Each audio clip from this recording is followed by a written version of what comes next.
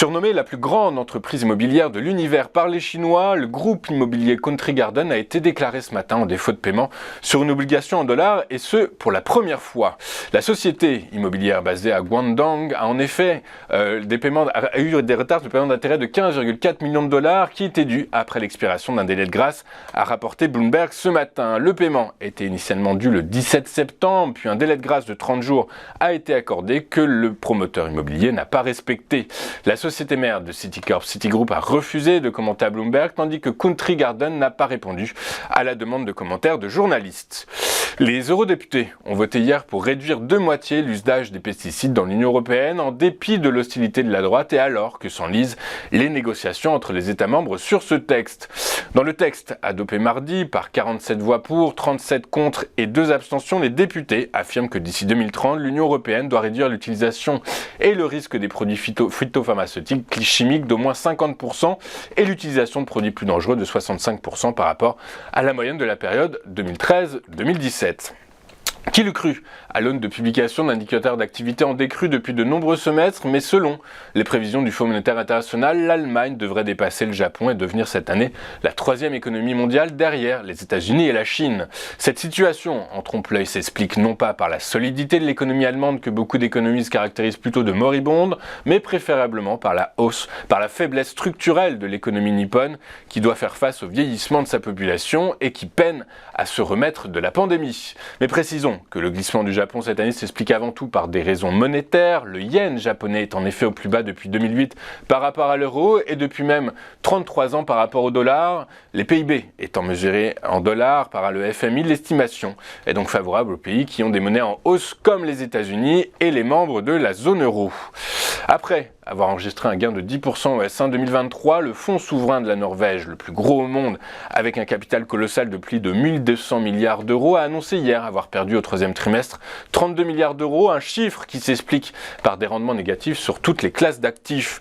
Dans le détail, les actions, qui représentent un peu plus de 70% du portefeuille, ont dégagé un rendement négatif de 2,1% sur le trimestre. Les placements obligataires, qui pèsent 27,1% des actifs, ont perdu 2,2%. Enfin, l'immobilier, qui représente 2,2% du portefeuille, a reculé, lui, de 3,3%. Selon son directeur général adjoint, ce sont particulièrement les secteurs de la tech, de l'industrie et de la consommation discrétionnaire qui ont le plus contribué à la performance négative du fonds étatique. Toujours au sujet du gaz, mais cette fois-ci de l'autre côté de l'Atlantique, les prévisions de consommation de gaz des ménages américains sont attendues en baisse. En effet, des réserves abondantes de gaz naturel et des prévisions d'un hiver plus chaud que la normale incitent les experts à anticiper des baisses jusqu'à 21% des factures outre-Atlantique. Je vous rappelle, donc on va faire désormais un détour par ce qui s'est passé hier sur les principales places boursières de la planète et en Europe. Rappelons d'abord que c'est une semaine riche en indicateurs macroéconomiques, mais que l'acmé de la volatilité,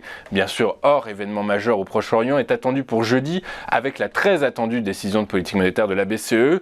Ainsi, en cette attente en Europe, les places financières majeures ont toutes clôturé dans le vert, boostées par le repli des cours du pétrole et la baisse des rendements obligataires en zone euro.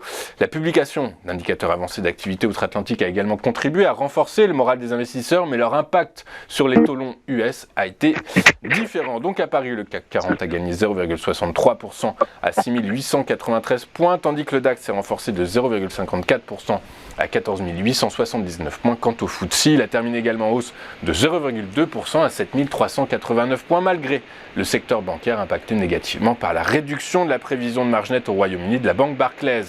À la bourse de New York, les indices actions ont été déportés par la microéconomie. En effet, alors que la saison des résultats trimestriels s'intensifie cette semaine, rappelons que sur les 118 entreprises ayant déjà publié leur chiffre d'affaires, 81% ont battu les estimations du consensus. La baisse des rendements obligataires a par ailleurs permis aux valeurs de croissance d'animer la séance.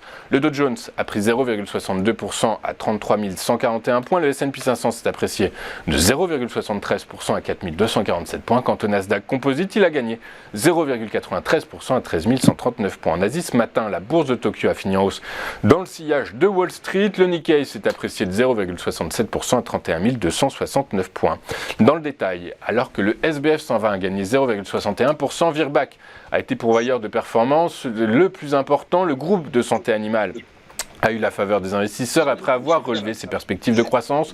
Le titre a gagné 11,24% à 282 €. A l'inverse, Interparfums a fini lanterne rouge après s'être dit prudent pour les trimestres à venir à cause de la reconstitution des stocks de ses distributeurs. Le titre a perdu 6,1% à 43,90 €.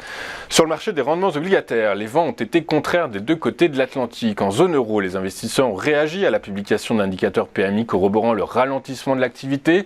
À l'heure de la clôture en Europe, le rendement du Bund à 10 ans a reculé de plus de 3 points de base à 2,832%, alors que celui à 2 ans s'est déprécié de près de 3 points de base à 3,157%. Côté américain, à l'heure de la clôture en Europe, les financiers ont peu goûté la publication des PMI qui montre que l'économie américaine est plus que résiliente, ce qui fait craindre une résurgence des pressions inflationnistes et de toutes leurs conséquences quant à la politique monétaire de la Fed. Le rendement de bons du Trésor à 10 ans a gagné plus de 3 points de base à 4,86-95%, tandis que le taux à 10 ans a progressé de 5,5 points de base à 5,1162%.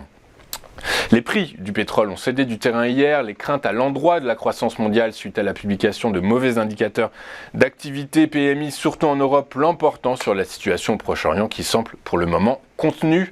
Le prix du baril de Brent de la mer du Nord pour livraison en décembre a perdu 1,95% pour clôturer à 88,07 $. Son équivalent américain, le baril de WTI de même échéance, a lui cédé 2,04% à 83,74 $. Sur le marché des cryptos, le Bitcoin a pris plus de 20% au cours des 5 dernières séances. La raison ?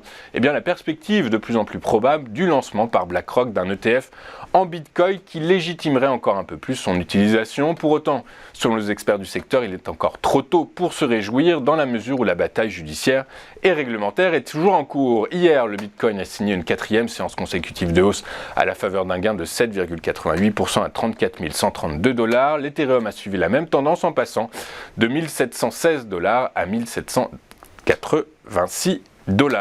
On va marquer une première pause dans cette édition du 25 octobre et juste après nous retrouverons David Furcage qui va commenter pour nous notamment l'ouverture de la séance à Paris. À tout de suite.